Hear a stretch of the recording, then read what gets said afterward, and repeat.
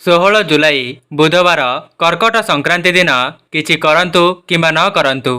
संक्रांति दिन आपण माने संध्या समय रे घरर तीनोटी जगार एही तीनोटी दीप को निश्चय प्रज्वलन करंतु। आपणकर वर्ष वर्षर दुख कष्ट जंत्रणा धनजनित समस्या सबुदिन पई दूर होइजिब।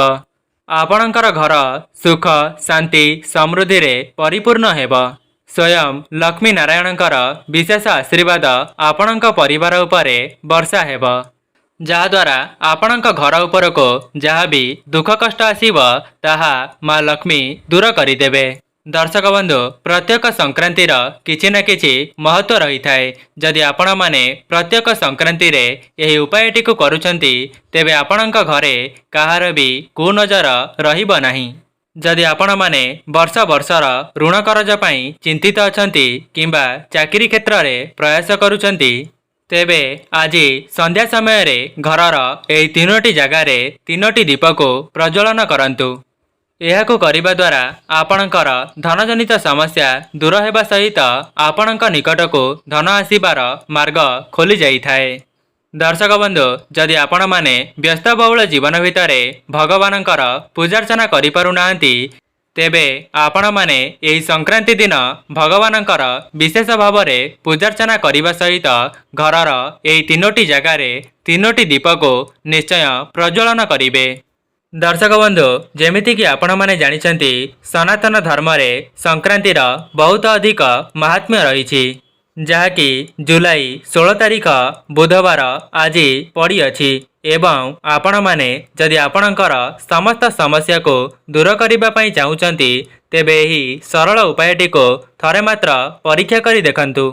जदि दैनंदिन जीवन रे भगवानंकर पूजा करिबा समय रे आपणकर किछि भूल होई जाउछि एवं आपण माने दुख कष्ट रे निजर जीवनटी को अतिबाहित करूछंती तेबे संक्रांतिर संध्या समय रे एही तीनोटी दीप को आपणक घरर तीनोटी जगार प्रज्वलन करंतु। देखिबे एक मास मध्यरे आपणकर समस्त ऋण करज सुझिजिब एवं आपणक घर को धन आसीबार मार्ग खोलिजिब। एवं जदि आपणकर अजाणतरे किछि भूल होई जाई थाए तेबे माँ लक्ष्मी ताहाको मध्य क्षमा करिदेबे। दर्शक बंधु, आपण माने जानिथिबे प्रत्येक सधवा नारी माने निज परिवारर उन्नति पई बहुत सारा पूजा पाठ करिथांती। जदि आपण मानको सेथिरो कौनसी भी लाभ मिली पारु नाही तेबे आजिर एही भिडियोटी को थरे मात्र शेष पर्यंत देखिबा परे एही उपायटी को पालन करिवे। समस्तंकर मनरे इच्छा थाए जे माँ लक्ष्मींकर आशीर्वाद को प्राप्त करिबा पई, किंतु सेमाने अजाणतरे एमिति किछि भूल करि दियंती जहाद्वारा माँ लक्ष्मी तांक घर उपरे रुष्ट होई जांती। सेथिपाई प्रत्येक सधवा नारी माने निज परिवारर उन्नति कामना करी भगवानंकर पूजार्चना करिथांती, जहाद्वारा तांक परिवारर उन्नति हेबा सहित तांक परिवारर लोक माने मध्य बहुत हस खुशी रे निजर जीवनटी को अतिबाहित करिथांती, जहाद्वारा लक्ष्मी नारायण मध्य सेही परिवार उपरे प्रसन्न रही थांती एवं तांकर कृपा दृष्टि सदा सर्वदा बजाय रखिथांती। तेबे आजि भली पवित्र संक्रांति को एमिति हेले जीवाको दियंतु नाही। प्रत्येक दिन मानकर किछि न किछि महत्व रही थाए। जेहेतु संक्रांतिटी अत्यंत पवित्र बोली माना जाई थाए, एही दिन रे आपण माने जेउ भी उपाय को थरे मात्र करिदेबे तेबे सेथिरे आपणको 100% सफलता देखिबा पई मिली थाए। एवं जदि आपण माने एही उपाय को करिबा द्वारा लक्ष्मी नारायण आपणक उपरे प्रसन्न होई जिबे तेबे आपणकर समस्त इच्छा को पूर्ण करिदेबे।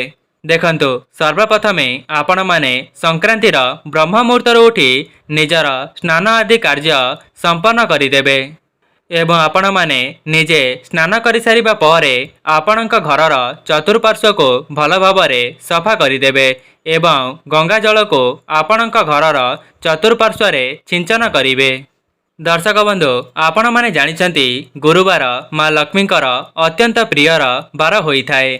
जदि आपण माने माँ लक्ष्मी को प्रसन्न कराइबा पई चाहुचंती तेबे बुधवार दिन ठारो आपण माने निज घरर सबु जगह को भल भावरे सफासुतरा करिदेबे जहा फଳରେ गुरुवार दिन आपण माने माँ लक्ष्मींकर विशेष भाव में पूजार्चना कराई पारिबे। दर्शक बंधु आपणक घरर चतुर्पार्श्व को भल भाव में सफा कर सारिबा परे निज मुख्य द्वार रे हलदी पानी को सिंचन करिबे एवं निज मुख्य द्वार दुई पार्श्व रे दुईटी स्वस्तिक अंकन करिबे एवं ध्यान रखिबे सेई स्वस्तिकटी को आपण माने हलदी द्वारा ही अंकन करिबे जहाद्वारा आपणक परिवार उपरे लक्ष्मी नारायणकर विशेष आशीर्वाद बनी रहिबो एवं आपणक घर को धनजनित समस्या केबे हेले भी आसीबो नाही। एवं शास्त्र रे मध्य मान्यता अछि जे जो घरर मुख्य द्वार सामने स्वस्तिक अंकन करा जाइथिबो सेही घर को देवादेवींकर आगमन होइथाए एवं सेही घरु समस्त नकारात्मक शक्ति दूर हेबा सहित सेही घरे सकारात्मक शक्तिर संचार होइथाए। सेथिपाई जो माने भी यही वीडियोटी को देखुचंती जदि आपण माने निज परिवारर उन्नति कराइबा पई चाहुचंती तेबे संक्रांतिर संध्या समय पूर्वरु आपण माने एही स्वस्तिकटी को अंकन करिवे। जदि आपणक द्वारा संभव हेउछि तेबे ब्रह्म मुहूर्तरु निजर स्नान आदि कार्य संपूर्ण करिबा परे निज मुख्य द्वार सामने दुईटी स्वस्तिक को अंकन करि परिबे।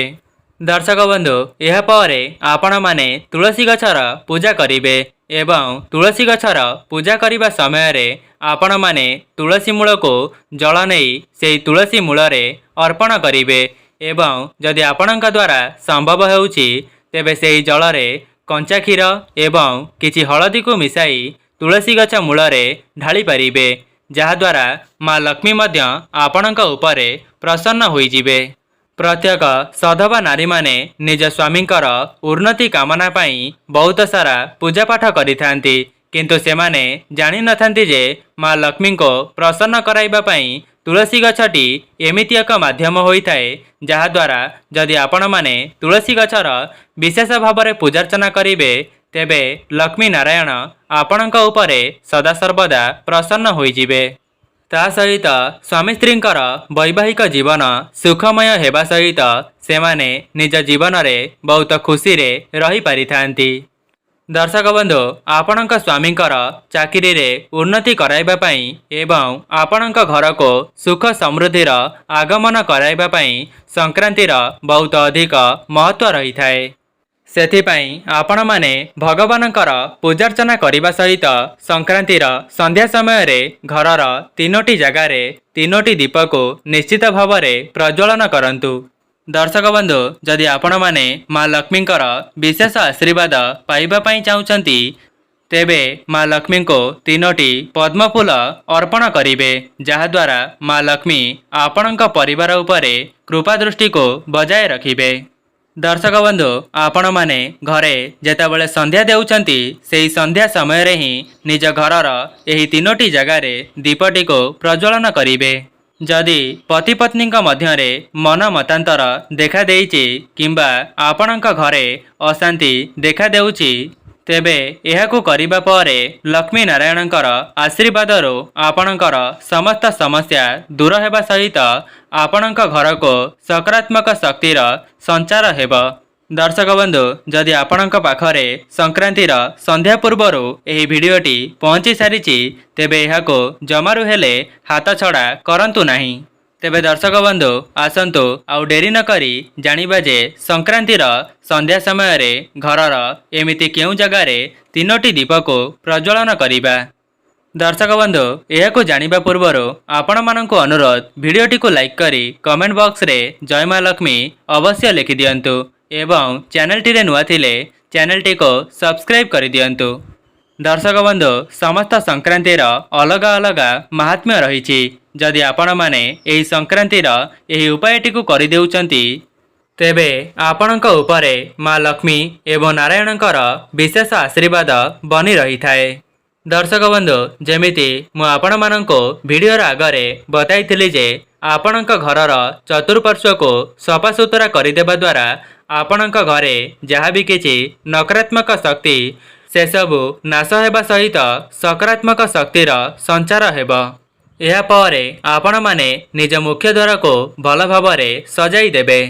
दर्शक बंधु आपण माने निज मुख्य द्वार को सजाइबा पई आंब डालर तोरण लगाइबे एवं आपणक मुख्य द्वारर दुई पार्श्वरे स्वस्तिकटी को अंकन करि सारिबा परे दुईटी कलश स्थापना करिबे। जदि आपणक द्वारा संभव हेउची तेबे निजर मुख्य द्वार सामनारे माँ लक्ष्मींकर पादपद्म को मध्य अंकन करि परिबे। काहेकि ना एमिति करिबा द्वारा माँ लक्ष्मी आपणक घर को प्रवेश करिबा पई पसंद करिथांती। जदि आपणक घरे उन्नति कराइबा पई चाहुचंती तेबे माँ लक्ष्मी एवं नारायण को प्रसन्न कराइबा बहुत जरूरी अटे। दर्शक बंधु जेमिति कि आपण माने तुलसी गछ मूलरे सेही जल को अर्पण करि सारिबा परे गोटिए घियर दीप को तुलसी गछ मूलरे प्रज्वलन करिबे। काहेकि ना तुलसी गछरे स्वयं लक्ष्मी नारायण वास करिथांती। जदि व्यस्तबहुल जीवन भितरे आपणकर कौनसी भूल होई जाइथाए तेबे तुलसी गछ मूलरे सेही घियर दीप को प्रज्वलन करिबा द्वारा माँ लक्ष्मी आपणकर समस्त भूल को क्षमा करि देइथांती। दर्शक बंधु आपण माने गोटिए कथार ध्यान रखिबे। आपण माने संक्रांति दिन माँ लक्ष्मी सहित नारायणकर फोटो को मध्य पूजा करिबे। जहाद्वारा एही उपाय को करिबा द्वारा आपणक उपरे स्वयं लक्ष्मी नारायण प्रसन्न होइजिबे एवं आपणकर समस्त मनस्कामना को पूरण करिदेबे। ता सहित आपणक स्वामी दीर्घायु होइतांती एवं आपणकर शंका सिंदूर वज्र होई जाइथाए। दर्शक बंधु आपण माने सेही तीनोटी दीप को प्रज्वलन करिबा समय रे ओम लक्ष्मी नारायणाय नमः एही मंत्रटी को मने मने स्मरण करिबे नचेत मुहरे मध्य उच्चारण करि परिबे एवं सेही दीपटी को आपणक घरर तीनोटी जगारे प्रज्वलन करिबे। दर्शक बंधु आपण माने जानिथिबे समस्त देवादेवी माने आपणक मुख्य द्वार बाटे ही आपणक घर को प्रवेश करिथांती। सेथिपाई संक्रांतिर संध्या समय रे आपणक घरर बाम पाखरे गोटिए घियर दीप को प्रज्वलन करिबे एवं सेही दीपटी को लगाइबा समय रे सेही दीपरे अलैच एवं किछि कर्पूर को पकाई देबे। सेथिपाई आपण माने निज मुख्य द्वारर बाहर को पळाइबे एवं आपणकर मुह रहिब आपणक घर दिगकू एवं आपणकर बाम हाथटी जेउ दिगरे रहिथिब सेही दिगरे गोटिए घियर दीप को प्रज्वलन करिबे एवं आपण माने सेही दीपटी को लगाइबा समय रे गोटिए कथार ध्यान रखिबे।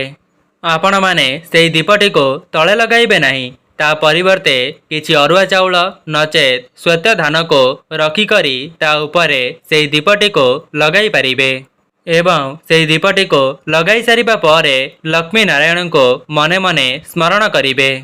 ता सहित आपणकर परिवारर उन्नति कराइबा पई तांको गुहारी करिबे। दर्शक बंधु यह थिला प्रथम स्थान। आपण माने संक्रांतिर संध्या समय रे घरर एही दिगरे गोटिए दीप को प्रज्वलन करिबे।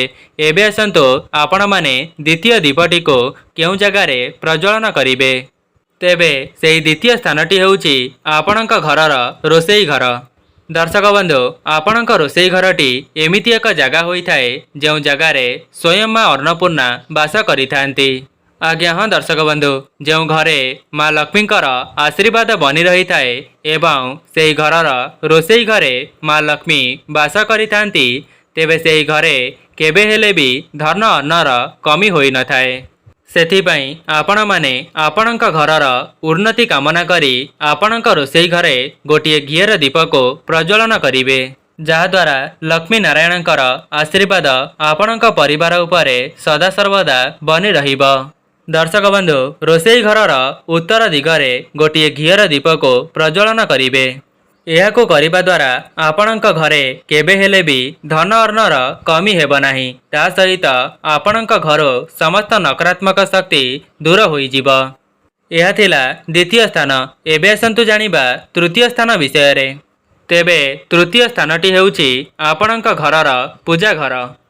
तेबे आपण माने तो प्रत्येक दिन भगवानक पूजार्चना करी धूप एवं नैवेद्य अर्पण करुथिबे। दर्शक बंधु संक्रांति दिन माँ लक्ष्मी एवं नारायणकर विशेष भाव में पूजार्चना करिबा उचित एवं एहाको शास्त्र रे मध्य मान्यता दिया जाइछि। जदि आपण माने संध्या समय रे माँ लक्ष्मी एवं नारायणकर एका साथी रे पूजा करंती ତେବେ ଆପଣଙ୍କ ଘର ଉପରକୁ କୌଣସି ସଂକଟ ଆସିନଥାଏ। କାହିଁକିନା ଦୀପ ଦ୍ୱାରା ହିଁ ଭଗବାନଙ୍କ ସହିତ ଆମର ସମ୍ବନ୍ଧ ହୋଇଥାଏ। ସେଥିପାଇଁ ଆପଣମାନେ ସଂକ୍ରାନ୍ତିର ସନ୍ଧ୍ୟା ସମୟରେ ଆପଣଙ୍କ ପୂଜା ଘରେ ଯେଉଁ ଦୀପଟିକୁ ପ୍ରଜ୍ୱଳନ କରିବେ, ସେହି ଦୀପରେ ରାଶି, ଅଳେଇଚ, ଲବଙ୍ଗ ଏବଂ କିଛି କର୍ପୂର ମିଶାଇ ସେହି ଦୀପଟିକୁ ପ୍ରଜ୍ୱଳନ କରିବେ। ଦର୍ଶକ ବନ୍ଧୁ, ଯେଉଁମାନେ ବି ଏହି ଭିଡ଼ିଓଟିକୁ ଦେଖୁଛନ୍ତି, ଯଦି ସେମାନେ ନିଜ ଜୀବନରେ ଉନ୍ନତି କରିବା ପାଇଁ ଚାହୁଁଛନ୍ତି, ତେବେ ସଂକ୍ରାନ୍ତିର ସନ୍ଧ୍ୟା ସମୟରେ ଏହି ଜାଗାରେ ଦୀପଟିକୁ ନିଶ୍ଚୟ ପ୍ରଜ୍ୱଳନ କରନ୍ତୁ। ଦେଖିବେ 1 ମାସ ମଧ୍ୟରେ ଆପଣଙ୍କର ସମସ୍ତ ଋଣ କରଜ ଶୁଝିଯିବ ଏବଂ ଆପଣଙ୍କ ନିକଟକୁ ଧନ ଆସିବାର ମାର୍ଗ ଖୋଲିଯିବ। ଆପଣମାନେ ଏହାକୁ ପରୀକ୍ଷା କରି ମଧ୍ୟ ଦେଖିପାରିବେ ଏହାକୁ କରିବା ପରେ ଆପଣଙ୍କ ଜୀବନରେ କେତେ ମାତ୍ରାରେ ଉନ୍ନତି ହେଉଛି।